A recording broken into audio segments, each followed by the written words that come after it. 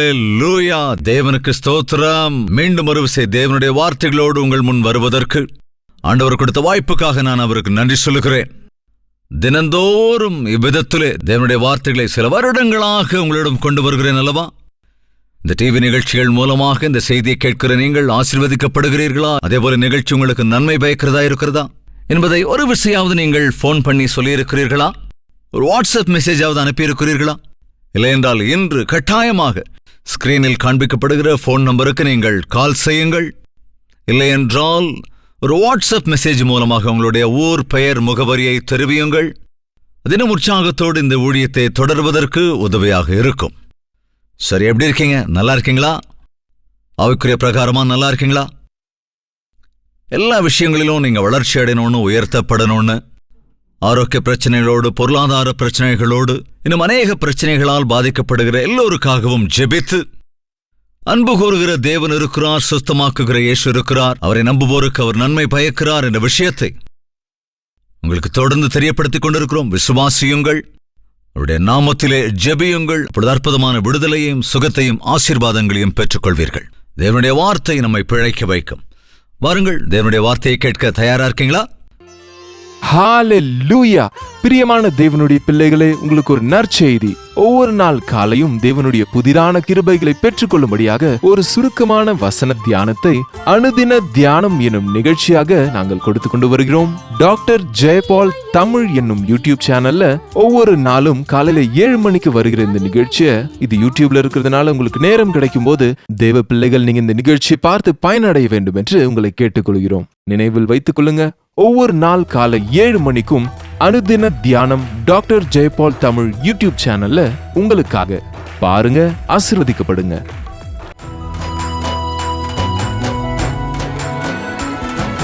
முதலும் முடிவும் நீரே, எனக்கு பரிசுத்தரே, என் இதயம் நிறைவினாலே துதி பாடிடுவேன். நான் பரவசமாயாகிடுவேன் உம்மை நோக்கினால். இதய கோவினிலே அமர்ந்திருக்கும் தேவன் நீர்தானே. நீர்தான் என் கானமே, நீர்தான் என் தியானமே, நீர்தான் என் சர்வமே, நீர்தான் என் ஜீவமே. நான் பரவசமாயாகிடுவேன் உம்மை நோக்கினால். இதய கோவிலிலே அமர்ந்திருக்கும் தேவன் நீர்தானே.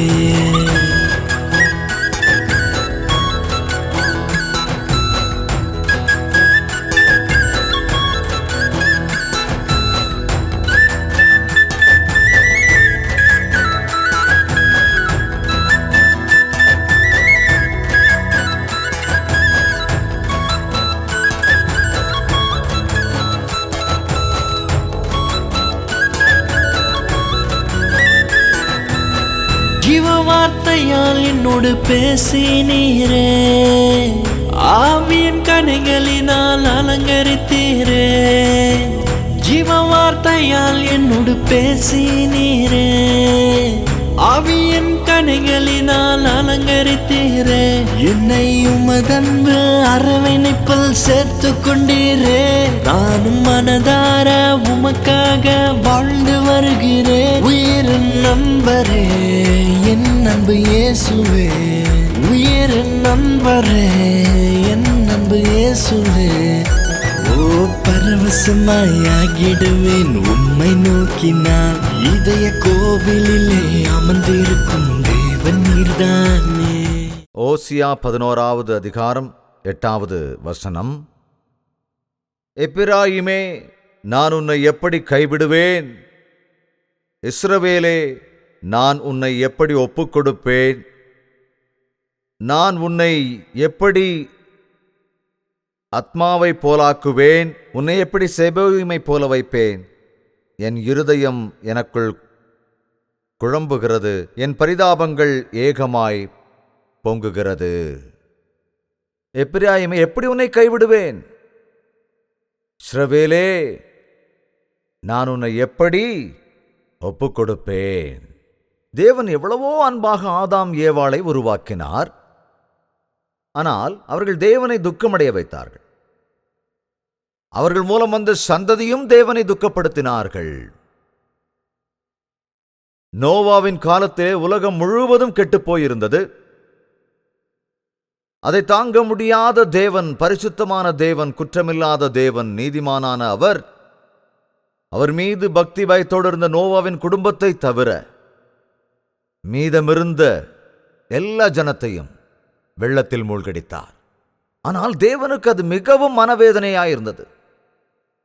மனிதனை அன்பாய் உருவாக்கினவர் அதே மனிதனை அழிக்க வேண்டும் என்ற ஆசை உள்ளவர் அல்ல. அதேபோல் நோவாவின் வம்சாவளியினரும் கூட கொஞ்ச நாட்களிலேயே தேவனை துக்கப்படுத்தினார்கள். தேவன் யோசிச்சு ஒரு தனிப்பட்ட ஜனக்கூட்டத்தை உண்டாக்க வேண்டும் என்று ஆபிரகாமை தேர்ந்தெடுத்தார். அந்த ஆபிரகாம் மூலமாக தனக்கென்று ஒரு கூட்டத்தை, ஒரு விசேஷமான மக்களை, ஒரு பரிசுத்தமான மக்களை, தேவன் நடக்கச் சொன்ன வழிகளில் நடக்கிறவர்களை, தேவனுடைய சித்தத்தை நிறைவேற்றுகிற மக்களாக உருவாக்க வேண்டும் என்று இஸ்ரவேல் ஜனங்களை அவர் தெரிந்து கொண்டார். இவங்க என்ன குறைவானவங்களா? என்ன செஞ்சாங்க இஸ்ரவேல் ஜனம்? அந்த எகிப்திலே அடிமையாய் போனார்கள். தேவனை மறந்து போகிறவர்கள் பாவத்துக்கு அடிமையாவார்கள்.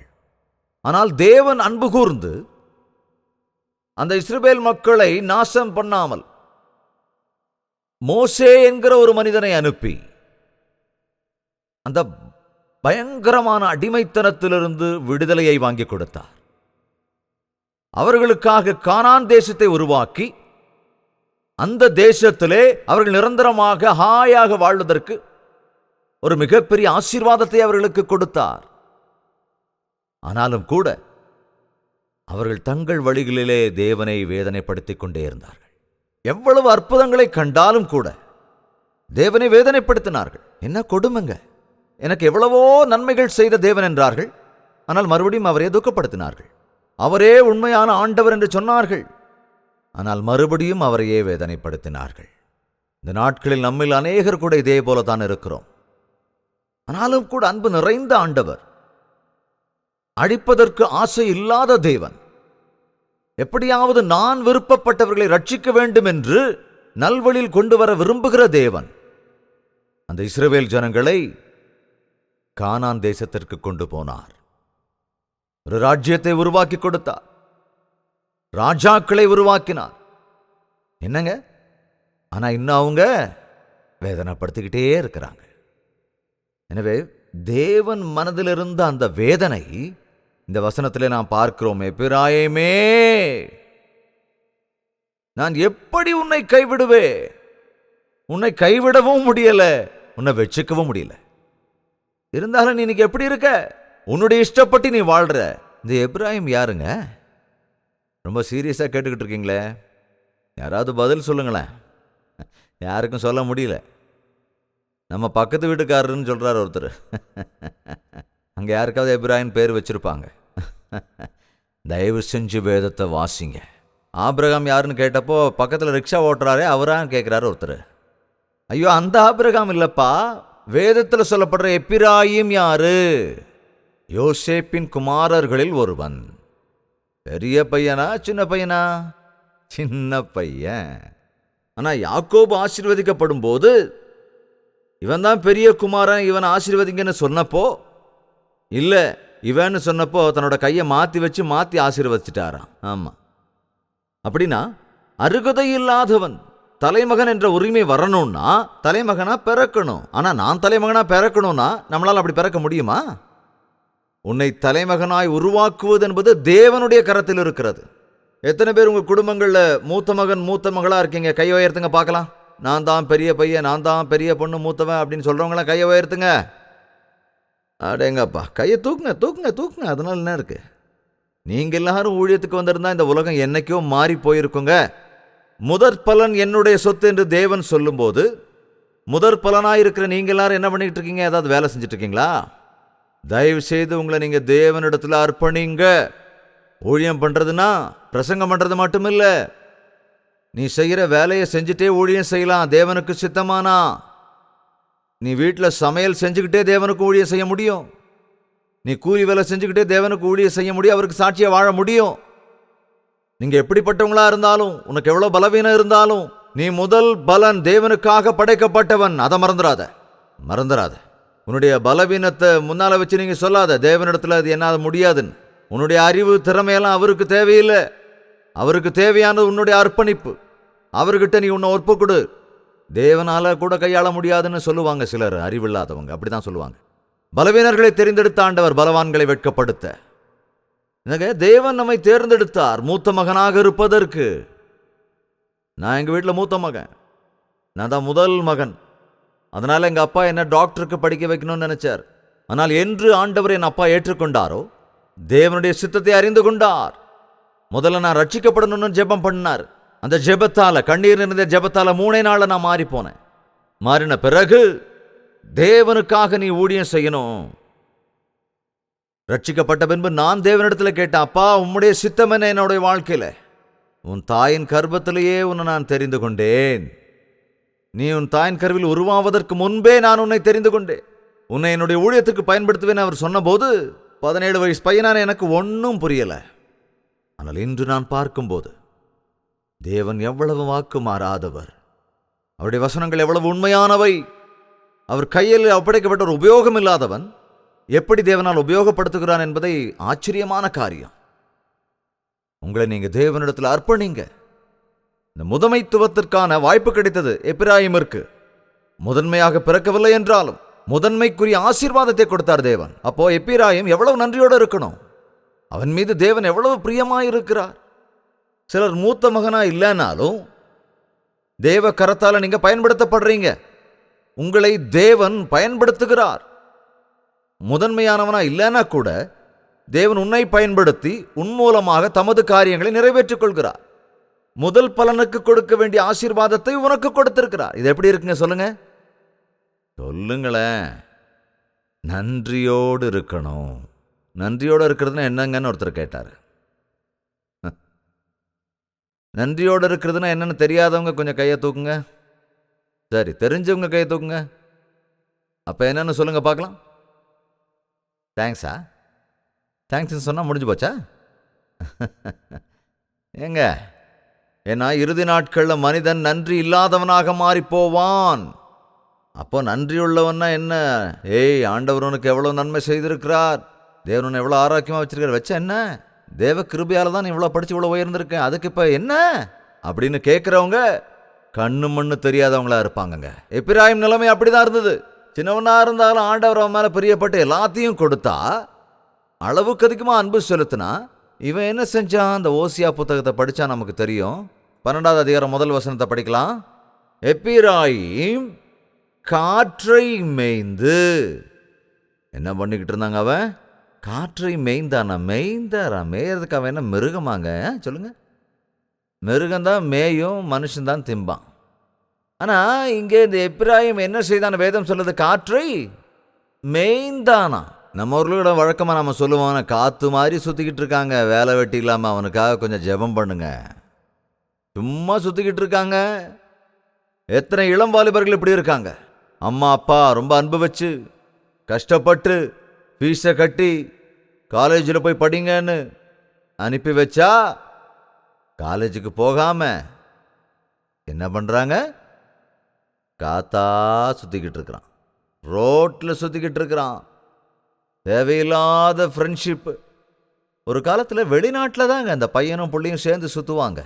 ஆனால் நம்ம பாரத நாட்டில் யாராவது திருட்டுத்தனமா அங்கங்கே ஒரு வேளை சுற்றி இருக்கலாம். ஆனால் இந்த நாட்களில் அந்த பையன் யாருன்னு சொன்னால் பொண்ணு தைரியமாக சொல்கிறான், என் பாய் ஃப்ரெண்ட். இந்த பொண்ணு யாரான்னு கேட்டால் என்னோட கேர்ள் ஃப்ரெண்ட் அப்படிங்கிறான். கொஞ்சம் கூட வெக்கமே இல்லையா? பயமே இல்லையா? நீதியே இல்லையா? ஒரு ஸ்திரீயை எச்சையோடு பார்க்கிற ஒருவன் தன் இருதயத்தில் விபசாரம் செய்தாயிற்று என்று சொன்னாரா இல்லையா? வேசிக்கள்ளரையும் விபச்சாரக்காரரையும் தேவன் நியாயம் தீர்ப்பார் என்று வேதம் சொல்லுகிறதே. அவர் நியாயம் தீர்ப்பார். வேதவசனம் சொல்லுகிறதா இல்லையா? எத்தனை வாலிப பிள்ளைகள் இந்த நாட்கள்ல கல்யாணம், காதல், பொழுதுபோக்கு, காத்து மாதிரி சுத்திக்கிட்டு இருக்காங்க. தேவனால் உருவாக்கப்பட்டவன் தேவனுக்காக உருவாக வேண்டும். தேவனுக்காக ஊழியம் செய்யணும், தேவனுக்காக வாழணும். எத்தனை பேர் இன்னைக்கு தேவன் தந்த ஆசீர்வாதங்களை மூட்டை கட்டி வச்சுட்டு காத்துல மேய்ஞ்சுக்கிட்டு இருக்கிற? அதுக்காக நீ எவ்வளவு செலவு செய்யற? இளம் பிள்ளைகள் மட்டும் இல்லைங்க, பெரியவங்க கூட அப்படி இருக்காங்க. எனக்கு கொஞ்சம் நூற்றுக்கணக்கில் இமெயில்ஸ் வருது, நூற்றுக்கணக்கில் SMS வருதுங்க, ஆயிரக்கணக்கான கடிதங்கள் வருதுங்க. அநேக ஜெப தேவைகள் எனக்கு வரும்போது நான் ஒவ்வொன்றையும் சுத்தமாக படித்து ஜெபிக்கணும்னு நினைக்கிறப்ப அதில் விஷயங்கள் எவ்வளவு வேதனை தருது தெரியுமா? என்னங்க, என்னுடைய கணவர் என்னையும் என்னுடைய குழந்தைங்களையும் விட்டுட்டு போய் வேற ஒரு பொண்ணோட சுத்திக்கிட்டு இருக்காரு, காத்து மாதிரி மேய்ச்சிக்கிட்டு இருக்காரு.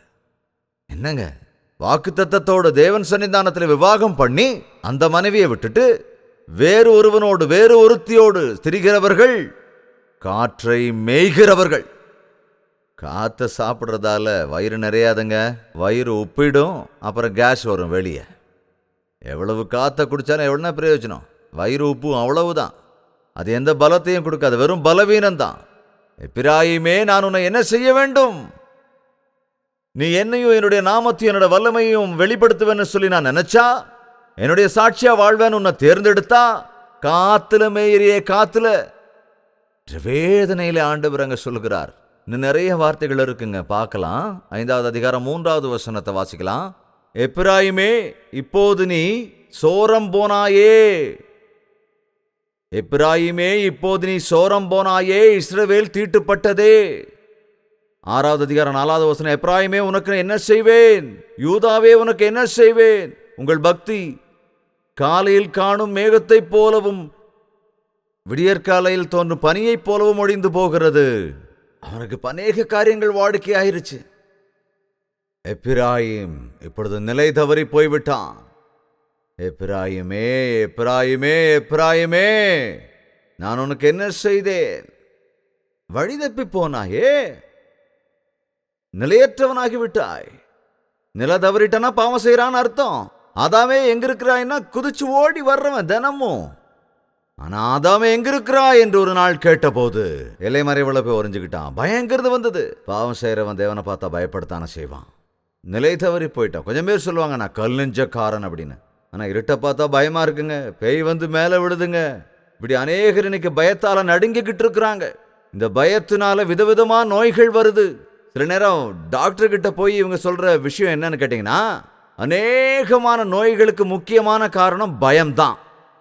அந்த பயத்தினாலதான் பிபி, அந்த பயத்தினாலதான் இன்னும் விதவிதமான நோய்கள் எல்லாம் வருது. தேவன் தேவையற்ற நோய்களை நமக்கு தரலங்க. சக்தியும் பலமும் தைரியமும் நிறைஞ்ச ஆத்மாவை நமக்கு கொடுத்திருக்கிறாரு.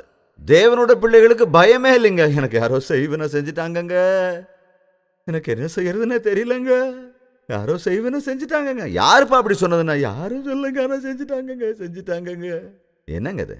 உனக்கு விரோதமாக எழும்பும் எந்த ஆயுதமும் வாய்க்காதே போகும் என்று வேதம் சொல்லுகிறதே. என்ன? ராஜாதி ராஜா தேவாதி தேவன் உன்னோட இருதயத்தில் இருக்கும் போது எந்த பேயோட சக்தி, எந்த பிசாசோட சக்தி உன்னை ஆள முடியும்? உன் இருதயத்தில் ஏசு இல்லாததால தான் உனக்கு பயம் வருது, அவ்வளவுதான். நீ பயப்பட்டனா உன் மேலேயே அந்த பேய் வந்துடும். ஆமா, 366 தடவை வேதத்துல பயப்படாதே பயப்படாதே பயப்படாதே அப்படின்னு எழுதியிருக்குங்க.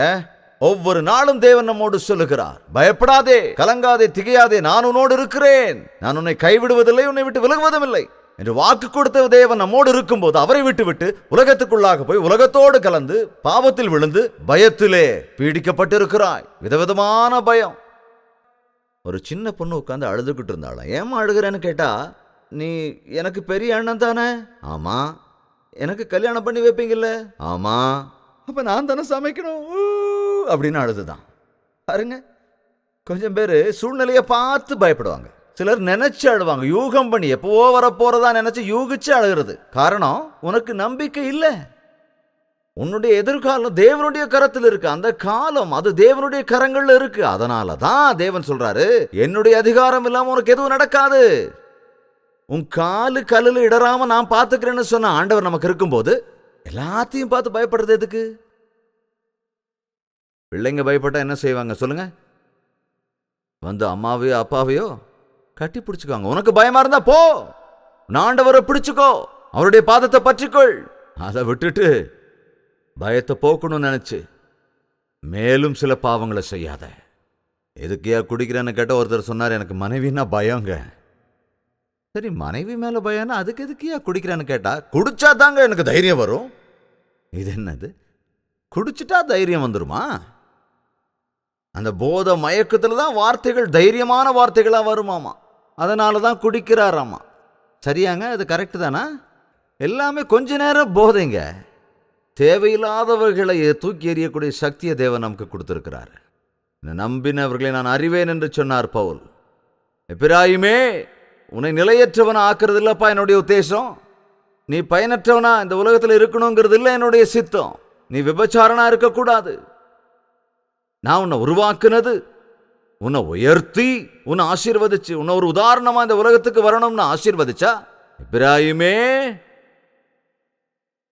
விக்கிரகங்களை வணங்க அப்படியேப்பா. நான் உனக்கு செஞ்ச எல்லாத்தையும் மறந்துட்டு நீ படைச்சது போய் வணங்குறியே. உன்னை உருவாக்குன சிருஷ்டி கத்தரை விட்டுட்டு அவர் படைச்ச சிருஷ்டிகளை வணங்குறியே எப்படி? படைத்தாண்டவர் எவ்வளவு வேதனைப்பட்டிருப்பாரா இல்லையா? சொல்லுங்க. ஒரு தந்தையோ அல்லது தாயோ தன்னுடைய பிள்ளைகளை அதிகமாக நேசிப்பாங்க. நேசிக்கிற பிள்ளைகள் தப்பு பண்ணும்போது அந்த தாய் தகப்பனுடைய உள்ளம் எவ்வளவு வேதனைப்படும். அதே வெளியாளுன்னா செத்தா சாகரான்னு விட்டுடுவாங்க. ஆனா உன்னோட பிள்ளை, நீ அதிகமா அன்பு செலுத்தின உன் பிள்ளை உன்னை நொறுக்கும் போது, உன்னை வேதனைப்படுத்தும் போது, உன்னை கவலையில ஆழ்த்தும் போது என்ன செய்வ நீ? குமுறி குமுறி குமுறி குமுறி அழுதுகிட்டு இருப்ப. அந்த பிள்ளைய பத்தியே யோசிச்சுக்கிட்டு இருப்ப. ஒரு சில தாய்மார்கள் இப்படி சொல்லுவாங்க, என் பெரிய பையனை பத்தி எனக்கு கவலை இல்லைங்க, அடுத்தவங்களுக்கு கூட கொடுத்து பிரச்சனை இல்லை, என் 4வது பையன் இருக்காங்க, அவன் ஒரு உதவாக்குற மாதிரி ஆயிட்டாங்க, அவனை குடிச்சே எனக்கு வேதனையா இருக்குங்க.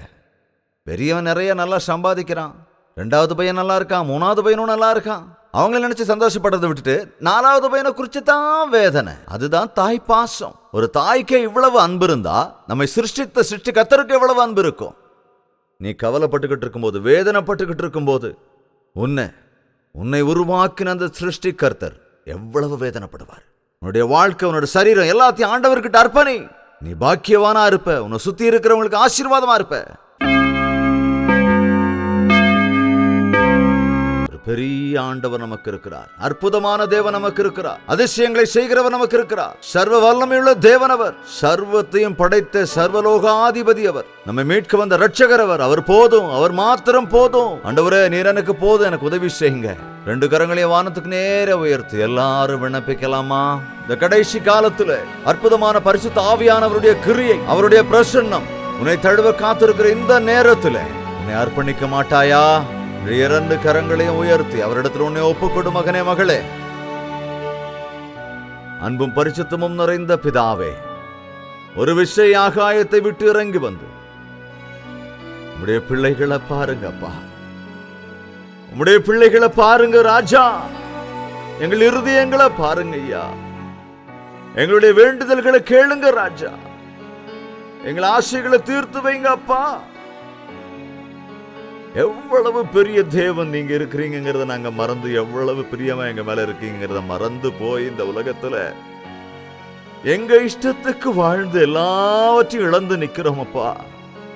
உம்மை அலட்சியப்படுத்தியதுனால எத்தனையோ விதத்துல நாங்க மோசம் போயிட்டோமே. எங்களை மன்னிங்க ராஜா, என்ன மன்னிங்க அப்பா. இப்படி யாரெல்லாம் பாவ மன்னிப்பு கேட்கிறாங்களோ அவங்க இருதயத்துல ஒரு அற்புதத்தை நடத்தி வைங்க ராஜா. பாவத்தின் மூலமா வந்த நோய்கள்ல இருந்து, சிக்கல்கள்ல இருந்து, பிரச்சனைகள்ல இருந்து, பயத்திலிருந்து ஒவ்வொருத்தரையும் விடுவீங்கப்பா. எதிர்காலத்தை பத்திய கவலை இங்கிருந்து எடுத்து போடுங்க. தீய சக்தி, கெட்ட சக்திகள் மீது எங்களுக்கு இருக்கிற பயத்தை எங்களிடமிருந்து எடுத்து போடுங்க ராஜா. எனக்குள்ள இருக்கிற இயேசு கிறிஸ்து உலகத்தில் இருக்கிறவனை விட பெரியவர் என்ற தைரியத்தை எங்களுக்கு கொடுங்கப்பா. உங்களை நடத்துங்க ராஜா. நடக்க வேண்டிய வழிகளை நான் உங்களுக்கு கற்றுத் தருகிறேன் என்று வாக்கு கொடுத்தவரே, உம்முடைய ஆவியினாலே எங்களை கூட்டிக் கொண்டு இந்த உலகத்தில் இருக்கிற வரைக்கும் உம்முடைய சாட்சியாய் வாழ்வதற்கு, இந்த உலகத்தை விடும்போதல்ல, நீர் வரும்போது உம்முடைய ராஜ்யத்தின் வாரிசாவதற்கு, உம் சொந்த பிள்ளைகளாவதற்கு இந்த கூட்டத்தில் இருக்கிற ஒவ்வொருவருக்கும் உதவி செய்யுங்க ராஜா. இவ்வளவு வசனத்தை கேட்ட பிறகு யாரும் அந்த கெட்ட வழிகளுக்குள்ள போய்விடாம ஒவ்வொருவருடைய இருதயத்தையும் திறந்து காத்து கொள்ளுங்கப்பா. ஒவ்வொருவருடைய பெயரையும் ஜீவ புத்தகத்தில் எழுதி, நாங்க இறந்தாலும் வாழ்ந்தாலும் அது இயேசுவுக்காகவே அப்படிங்கிற முடிவை எடுத்து இங்கிருந்து போகிறதுக்கு நீங்க உதவி செய்யுங்கப்பா. பரிசுத்த ஆவியானவர் கிரியை செய்ய வேண்டுமாய் கெஞ்சுகிறேன். எங்கள் இருதயத்தின் தேவைகளை நீங்க தீர்த்து வைங்க. அநேகர் உம்மை கூப்பிட்டு ஆசீர்வாதத்தை விரும்புகிறார்கள். தேவையோடு இருக்கிறவர்கள், வேதனையில் இருக்கிறவர்கள் இந்த இடத்தை விட்டு போகும்போது உம்முடைய கிருபையால் விடுதலை பெற்று செல்ல வேண்டும் என்று இயேசு கிறிஸ்துவின் நாமத்தில் ஜெபிக்கிறேன் பிதாவே, ஆமென். நிரம்புது மனமே உன் சந்நிதி மலையில், இறங்குது தினமே உன் ஆவியின் கிருபை. நிரம்புது மனமே உன் சந்நிதி மலையில், இறங்குது தினமே உன் ஆவியின் கிருபை. இந்த இனிதான ஆனந்தம் என் சொந்தமே, துதி மகிமையும் கனமும் உன் சொந்தமே. மகிமையின் தேவனே, கிருபையின் ராஜனே, மகிமையின் தேவனே, கிருபையின் ராஜனே. நான் பரவசமாகிடுவேன் உம்மை நோக்கினால், இதய கோவிலிலே அமர்ந்திருக்கும் தேவன் நீர்தானே. நீர்தான் என் கானமே, நீர்தான் என் தியானமே, நீர்தான் என் சர்வமே, நீர்தான் என் ஜீவமே. நான் பரவசமாகிடுவேன் உம்மை நோக்கினால், இதய கோவிலிலே அமர்ந்திருக்கும் தேவன் நீர்தானே.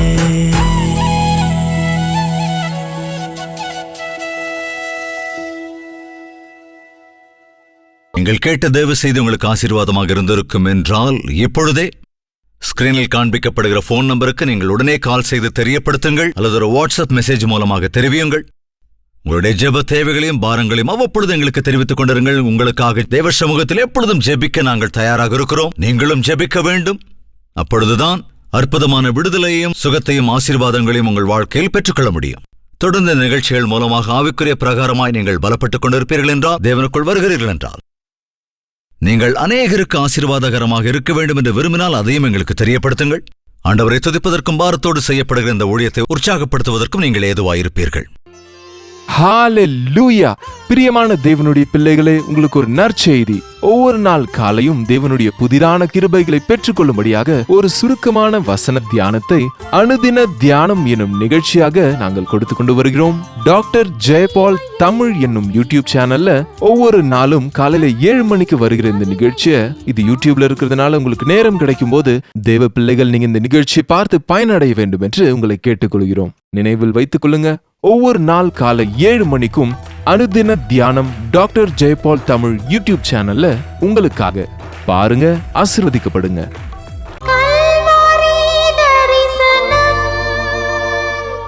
பாரத்தோடு செய்யப்படுகிற இந்த ஊழியத்தில் நீங்களும் கூட பங்கெடுக்க வேண்டும் என்று விரும்பினால், ஆண்டவர் உங்கள் இருதயத்தில் ஏவினால், உங்கள் காணிக்கைகளை நீங்கள் அனுப்ப விரும்பினால், இதோ பேங்க் அக்கவுண்ட் டீடைல்ஸை ஸ்கிரீனிலே கொடுத்திருக்கிறோம்.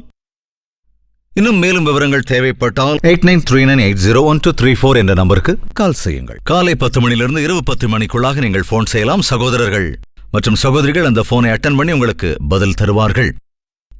இந்த ஊழியத்தில் நீங்களும் பங்கெடுத்துக் கொள்ள முடியும். தெலுங்கில் மாத்திரமல்ல, ஹிந்தி, தமிழ், மலையாளம், பெங்காலி மற்றும் ஒரியா பாஷைகளிலும் கல்வாரி தரிசனம் என்கிற இந்த டிவி நிகழ்ச்சி அநேக சேனல்களில் ஒளிபரப்பாகிறது. பிற பாஷைக்காரர்களுக்கு சுவிசேஷத்தை அறிவிக்க வேண்டும் என்ற பாரம் உங்களுக்கு இருக்கும் என்றால், ஆண்டவர் உங்கள் இருதயத்தில் ஏவினால் காணிக்கைகளை அனுப்புங்கள். ஆத்துமாக்கள் ரட்சிக்கப்படும்படியாக அதற்கேற்ற ஆசீர்வாதங்களை நீங்கள் திரும்ப பெற்றுக்கொள்ள அது ஏதுவாக இருக்கும்.